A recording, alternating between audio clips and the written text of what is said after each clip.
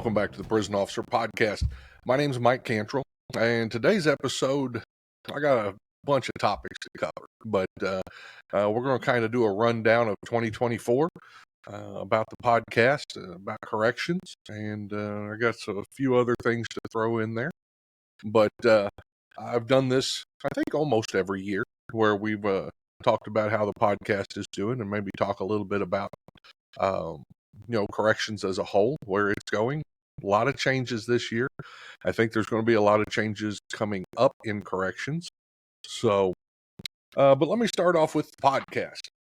It was a good year for us here at the Prison Officer Podcast. We've grown quite a bit. If you aren't aware, the Prison Officer Podcast is now on YouTube.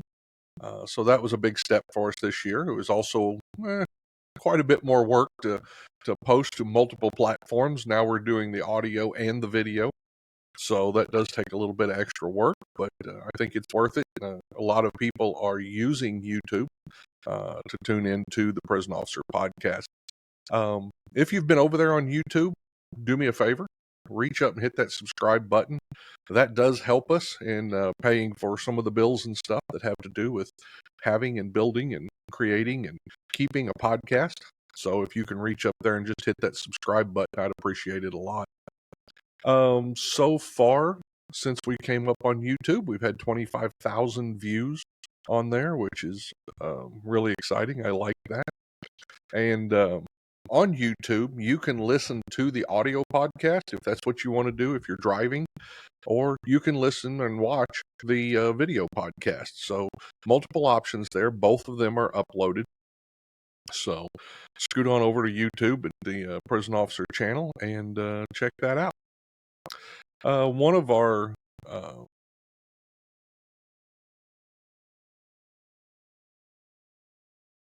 podcast hosts that gives us updates and gives us analysis of traffic and stuff is Spotify. And so I just thought I'd let you know, if Spotify said this year we've had 48% new followers, which is really cool. 70% of our listeners are new listeners. So I'm glad to have them on board from all over the country. And I know that because the Prison Officer Podcast on Spotify has been streamed in more than 40 countries this year. And on Spotify, we are one of the top 10 shows for 884 of those fans. We're the number one show for 143 of those fans. So that's really nice. And people have rated us on Spotify. We have a 4.6 rating, which I'm happy with that. Apparently the people that listen are mostly enjoying this podcast, and so that makes us happy. But as well as, like we talked about with YouTube, if you're on Spotify, go ahead and click that like, click that follow. It helps us a lot. Now, our main host, where I've hosted since I started this, is Buzzsprout. And right now, the Prison Officer Podcast is in the top 25% of all Buzzsprout podcasts. So that's really a great thing. I'm happy about that. We've been downloaded in 67 countries on Buzzsprout, which is just unreal. I never expected that when I started the podcast. I knew there was corrections other places, but I just never thought of it on that global scale. So it's really cool that 67 countries have downloaded us. And matter of fact, the number one city that tunes into the Prison Officer Podcast is Melbourne, Australia. Now, that doesn't mean there's not other cities in the U.S. and that the U.S. is the number one listenership. But as far as cities, Melbourne, Australia tunes in more than any other city by itself of the 67 that listen to us on Buzzsprout. So, what do we got coming up? So in 2025, I've already got some guests lined up, and I'm excited about getting them in here and getting them interviewed. And one of them is Dan Seen. He is the St. Charles, Missouri County Jail Administrator. And we talked to him a little bit while we were at the Missouri Corrections Association conference. So I'm excited to get him in there. He's passionate about what he does. He's passionate about corrections. And so I'm looking forward to having a longer conversation with him and learning a little bit more. We're also going to have, I talked the other day by email to Philip Parker. He is the author of Guard, and that's a new book that's out there. And he was a Kentucky State Penitentiary warden for many, many, many years, and back in the 70s, and 80s, and 90s, and I think even up into the 2000s. So I just started that book a couple of days ago. I got it back in on Amazon. I'm trying to get it read before we have the interview, but I'm really excited to have him on here, hear about the book, hear about the journey he took, and so we'll have him on after the first of the year. I've also got a CERT team leader, Connor Fredericks. I got him lined up. We're going to do an interview. We're going to talk about a lot of stuff with him. He's been leading CERT teams out there, seen a lot, and was recently attacked. So I'm interested to hear his story, hear how that went. I know that he's back to work and he's okay, but anytime one of the correctional officers or jail officers is attacked, that's very traumatic. It's traumatic for that person. It's traumatic for the shift. And so we'll hear more from him. So that's some of the stuff coming up in January and February next year. I've got a couple of other emails out to a few people, and we'll be talking to them also. I'd be remiss if I didn't talk about my sponsors. They're what keep us going on here. Like I said, it does cost a little bit to do this. Of course, my first and sponsor that I had, and they're still a sponsor with us, and I'm also a master instructor for them, so it's nice to be able to have them on board and support me. I mean, they support me at work as an instructor, but it's nice to have them on the podcast and have them support me here, and this year was full of examples of how good Pepperball is. It's a non-lethal platform. You can use it to de-escalate and overcome almost any use of force challenge. There's just so many things and a lot of new stuff. I mean, you've got to take a look at the new launchers, new glass breakers, which gives us a whole new way to utilize these systems, these launchers, and another way to engage those suspects, those inmates that aren't being compliant. And so go over to www.pepperball.com. Take a look at the new launchers that came out this year and the new stuff that Pepperball's offering, and tell them I said hi. I've also got to talk about Omni real-time locating system. It's a company that I'm part of and have been working with them for several years, and this has been a big year. Everything's moving, everything's going.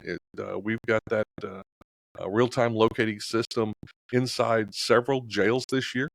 It's the best way to track and record the locations and interactions of all your inmates, all your assets. I've noticed that a couple of the agencies that have brought in Omni, they're looking at the fact that we can monitor a heart rate, and we can tell when that drops too low or when it goes too high. And in custody deaths are becoming such a hot topic in corrections.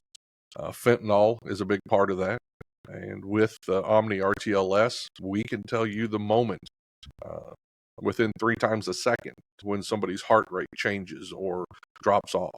So that's been a big thing. But new agencies coming online every month with Omni. And if you want to set up a meeting with us from your agency, reach out to www.omnirtls.com.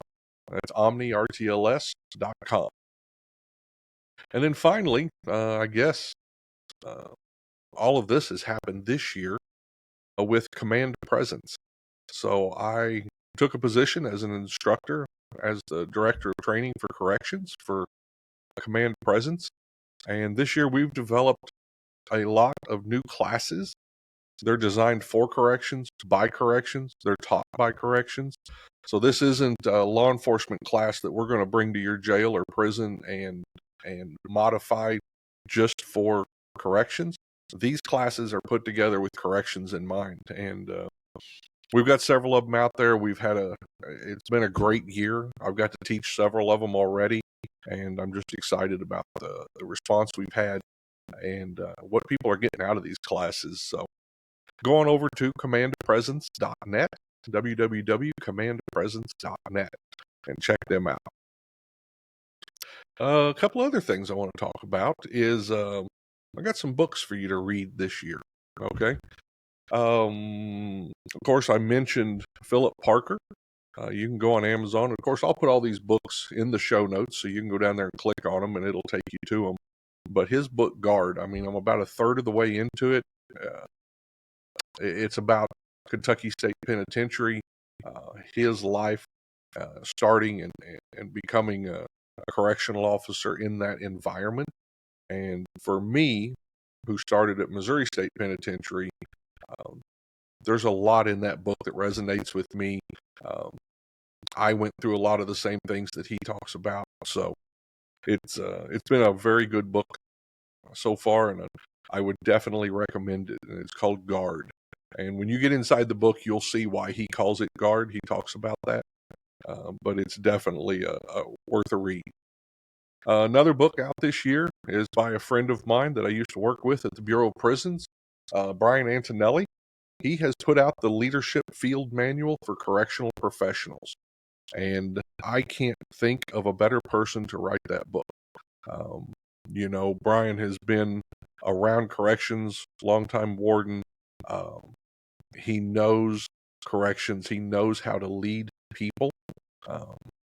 He's often been used to come in and where there were problems, and he does a great job of identifying the challenges, working together with the people, and bringing them on board and getting that going. He's definitely someone who can write about leadership and knows about it. So if you'll check that out in the link, Leadership Field Manual for Correctional Professionals by Brian Antonelli. Another one that came out this year that I'm excited about, a friend of mine, we've had him on the podcast, William Young. He's from the Just Corrections podcast. He wrote Trained to Change, the Unfortunate and Unintentional Consequences of the Correctional Curriculum. And I got to read that book. I got to read it before it came out. He let me have a copy so that I could take a look at it. A very insightful book coming from kind of a different thought process than we've had before. Why do we do some of the things we do? And, he talks about how we're taught that, not only from each other and from the people already in the agency, but a lot of the agency training is set up to take our feelings and we suppress them. And that causes a lot more problems. And if you don't know any of William Young's stuff, he's really into officer wellness. And he's got a few other books out there, but I'll put some links to them. But check it out. Trained to Change, the Unfortunate and Unintentional Consequences of the Correctional Curriculum. That's by William Young at the Just Corrections podcast. And if you haven't listened to his podcast, I love his podcast. It's so full of excitement, and he gets so passionate about it. I click over there all the time just to listen to him. And one more book, finally. And this one is by me. If you had looked at the career guide, the Prison Officer Podcast career guide, I've done some updating and changed it around a little bit. It is now called The Keys to Your New Career. Keys to Your New Career. Information and guidance to get hired and be successful as a correctional or detention officer.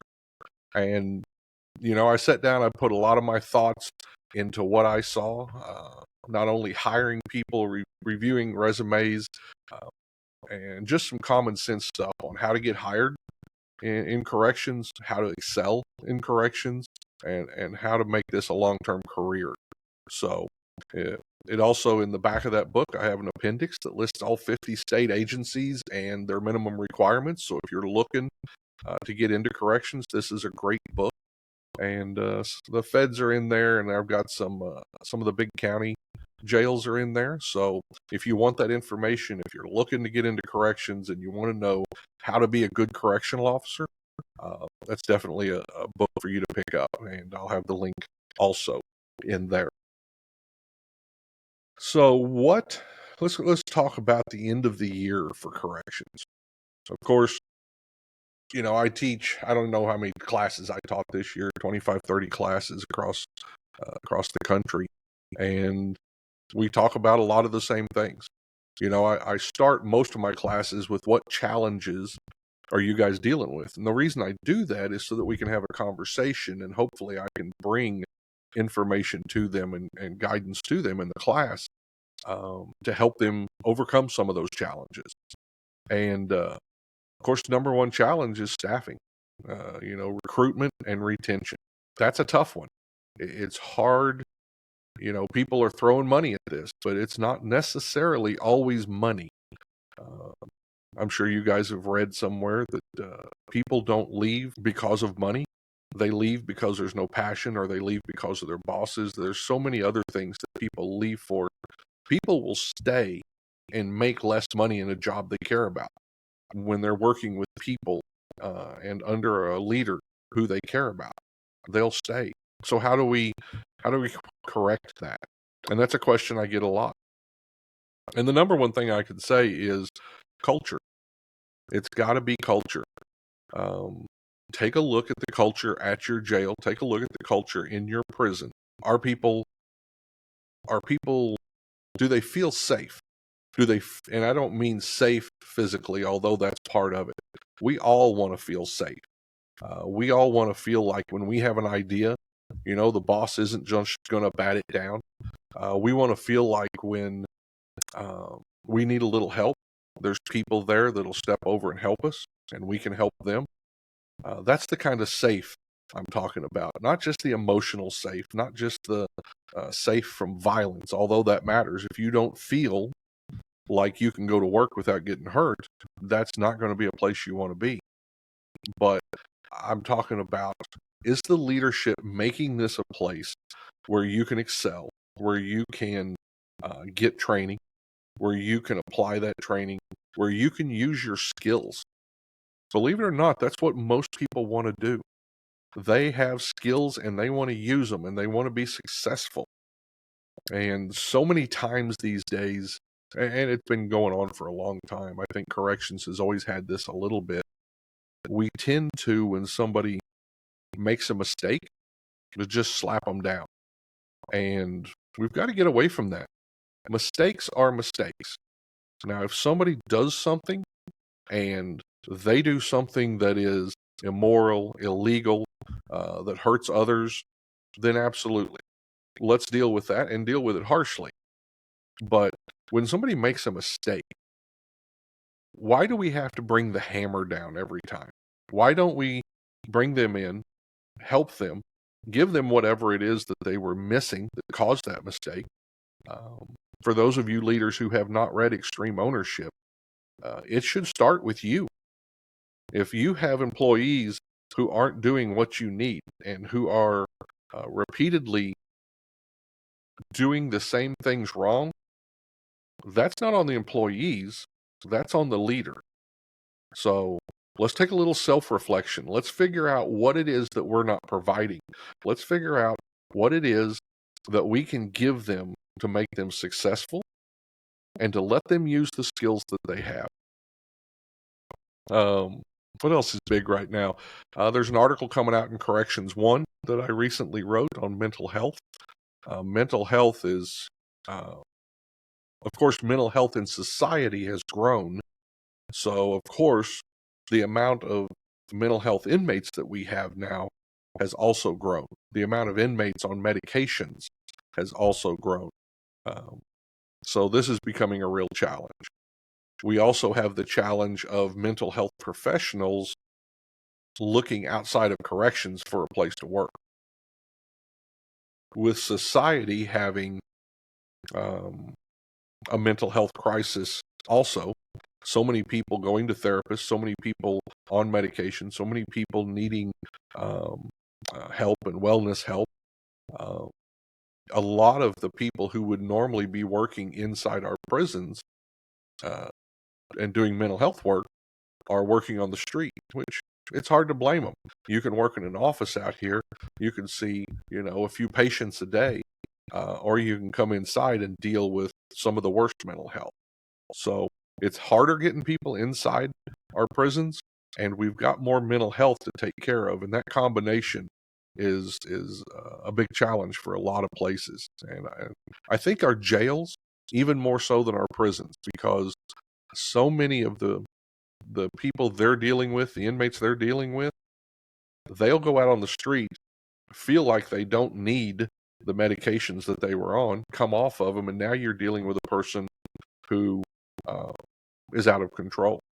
Or they go out on the street and they try to self-medicate through illegal medications or illegal drugs, and now you're dealing with that. Detox, alcohol, drugs coming into our jails, and the people who are on those is a daily fight for our jail officers. So, what else? Well, the BOP's had a really tough year, the Bureau of Prisons. Just last week they talked that they're closing 6 federal camps, and they're also going to close, unfortunately, one of the has a lot of name recognition right now, is FCI Dublin, because there's been a lot of staff sexual assaults and a lot of charges and people who went to jail, including the warden. And so that's been going on for a couple of years, and they're going to go ahead and close that facility, which is probably a very smart plan. Another thing that came out last week, Rikers Island. They're taking a look at a federal takeover of Rikers Island because of the conditions there. I don't know a lot about that situation. I mean, I just know what I read.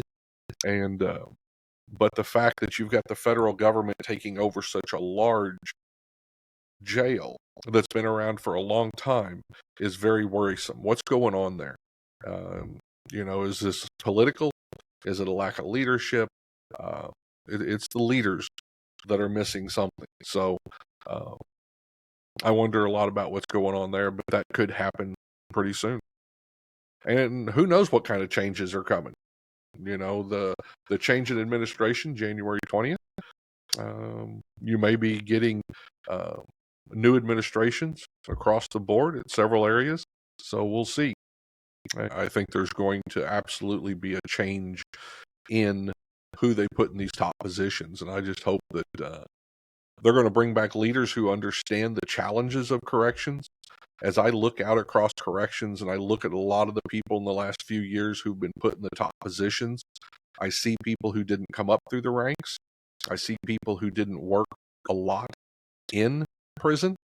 They may have been attached to a prison, a budget analyst, a psychologist, but they weren't working day in and day out in the workings of a prison. And I don't believe that a lot of them understand what it takes. And I think that's where some of our problems are coming from. That's just me, but that's kind of what I see. And I'm hoping we get some administrators with some experience. I hope they reach back in there and grab people. There's a lot of people out there with good ideas. There's a lot of people out there with experience, and bring them on board and let them start leading these agencies. And I'm not picking on anyone. There's a lot of agencies that need leadership right now. And I'm really hoping for some changes there. Let's see what else. I think that's about it. Except, I'd like to give you a closing thought. And we need leaders who truly understand the essence of leadership. As I look across the corrections landscape, I see too many individuals who treat leadership as a game of hopscotch. And what I mean is they hop from one job to the next. They're looking for the next political appointment. They're looking for how they can promote themselves, right? And I see that across the board out there. And a lot of this is being done on the backs of their colleagues. We talk about having a corrections family. We talk about being there for each other. But if we've got leaders who aren't part of that, it causes a whole cycle of problems. It gets rid of the trust. And once you don't trust your leaders, and they don't trust you because they don't know you, or because that trust has just broken down, once that happens, we're not working together well anymore. This self-serving approach undermines the fundamental principles of true leadership. A true leader does not simply climb the ladder of success alone, but brings others along on the journey. Genuine leadership is about empowering and uplifting those around you, fostering a culture of collaboration, trust, and mutual respect. Look around where you're at. Do you have that? And if you don't, why not? And if you're a supervisor, and we had this discussion last week in class, the supervisor in the middle wanted to know, I'm not the administration, I'm not the officer. How do I change this? So let me say this. You are an example. You're an example every single day, up and down the ladder. The only thing you have to decide is, are you a good example or a bad example? Right? The leaders above you see the example you set.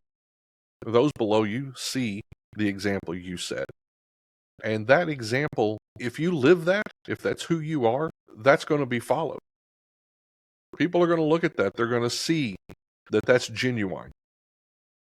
And they're going to imitate it because it works. So building that culture of collaboration and trust, that's what you can do. Do you trust your employees? That's a hard thing for a lot of correctional people to do. The correctional supervisors. Do you delegate? And if you don't, why not? Because you're scared that you'll delegate that to someone and they won't do it exactly the way you want it? And then maybe they make a mistake. Oh, dear Lord, somebody made a mistake. And now you're in trouble.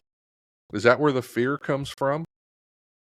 How about if we stop making mistakes, horrible things, and start making them what they are, which are learning opportunities? I'm not talking intentional. I'm talking a true mistake. That should never be a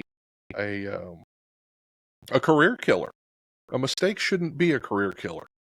It should be a moment of growth. And the only way that people get the chance to make mistakes is if their supervisors let them. Give them opportunities. Find the skills that they're good at and put them in a position to where they can use those skills to succeed and to build up the entire organization. In corrections, this is extremely critical. Leaders must be role models of integrity and empathy. We've got to guide our teams through complex decisions, challenging environments, and a true correctional leader must inspire confidence. Motivate others to strive for excellence and create an atmosphere where everyone feels valued and supported. Now, I came into corrections a long time ago, and I can tell you, I had some of those captains, some of those lieutenants at the state. You'd think they were drill sergeants. If they were up in your face, they were just, it wasn't a touchy-feely time. But at the end of the day, when I walked out of Missouri State Pen or when I walked out of Leavenworth, here's what I knew. I knew that those captains and lieutenants would do anything in the world to get through that door, to get through that wall, to help me if I needed it, right? I knew that although I might get read the riot act, I might, I might get called names that people aren't even, it would put you in HR these days. Even though that might happen, if I went out and made a decision on my own, trying to do the right thing, I wasn't going to get fired for it. I wasn't going to get let go.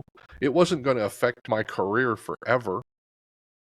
They gave me opportunities to make mistakes, and I made a bunch of mistakes. I still make mistakes. Anybody that says they don't is lying.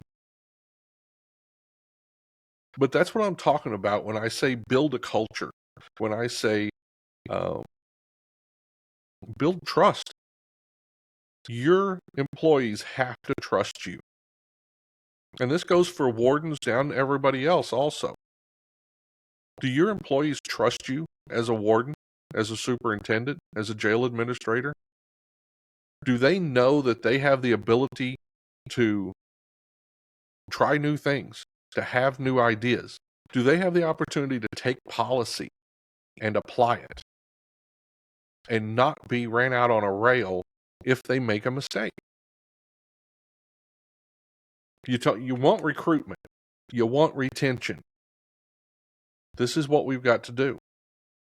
We've got to build these teams. I remember days when lieutenants or captains and we'd rotate a shift and other people would rotate with that supervisor because we were teams. We understood that they were there to take care of us. They were there to protect us. I felt safe at work. Do your employees feel safe at work? Do your employees feel safe to bring you ideas? Do you get a lot of questions during the day? I tell this to officers.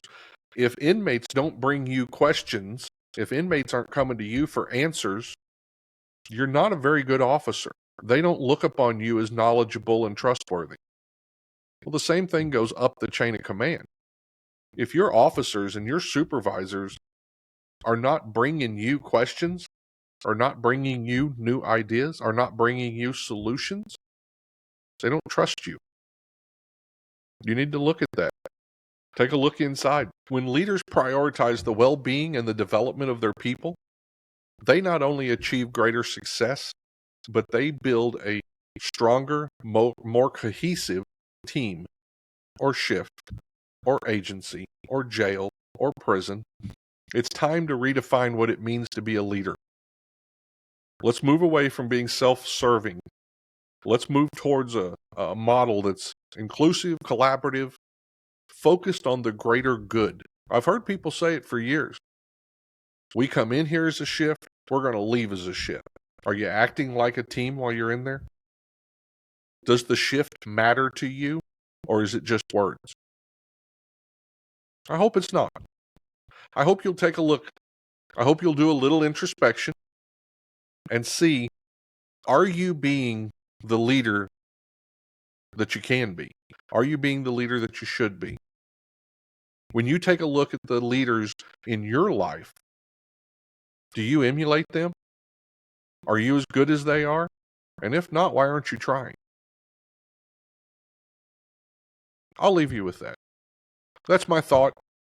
I'll end 2024 with that thought. I thank you so much for listening to the Prison Officer Podcast. It's been a great run, and I'm looking forward to more episodes, more guests, and I'll keep trying to find interesting people because there's thousands of them. There's thousands of interesting people working in our jails, so it's not hard. It's just making the connection and getting the interview. But I'm looking forward to getting you more interviews for you to listen to and hopefully learn from. And I guess I'll just say, Merry Christmas, Happy Holidays, whatever you celebrate. And when you go in there for the next few weeks, especially, it's a tough time of year for some people. Make sure that you ask that person that you're working with, how are you doing? Take a moment to listen to them. And when you get home, remember to drop the correctional officer off a little bit, okay? Go home as mommy or daddy or spouse or whatever it is, and try to let down a little bit and really connect with those people at your house, because they're the ones that are supporting you. They're the ones that are going to get you through this. And someday you're going to get retired and you're going to stop and you're going to look around. And did you take care of those relationships also? That's it for now. Merry Christmas. Happy holidays. I'll talk to you next episode.